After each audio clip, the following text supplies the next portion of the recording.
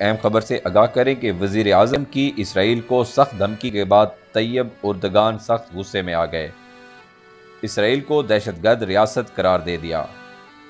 اطلاعات کے مطابق مقبوضہ بیت المقدس پر اسرائیلی فوجیوں کی طرف سے فلسطینیوں پر مظالم کی مذمت کرتے ہوئے وزیر اعظم عمران خان نے اسرائیل کو سخت نتائج بھگتنے کی دھمکی دے دی۔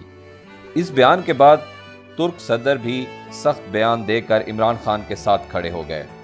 ذرائع کے مطابق ترک صدر رجب طیب اردگان نے فلسطینی نوجوانوں پر مسجد اقصی میں ربڑ کی گولیاں فائر کرنے، گرینیڈ حملوں اور تشدد پر اسرائیل کو دہشت گرد ریاست قرار دے دیا۔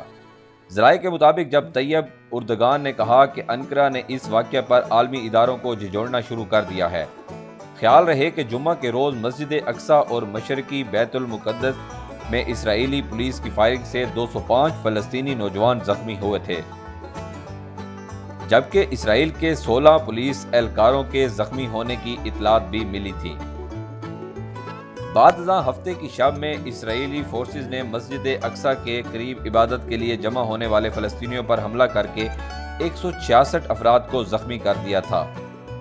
مذکورہ واقعے کے بعد فلسطینیوں کے حقوق اور یہود آباد کاریوں کی جانب سے مقامی فلسطینیوں کو بے دخل کرنے کے حوالے سے شدید تشویش کا اظہار کیا گیا تھا اور سوشل میڈیا پر اسرائیلی پولیس کے حملوں کی ویڈیو بھی وائرل ہو گئی تھی۔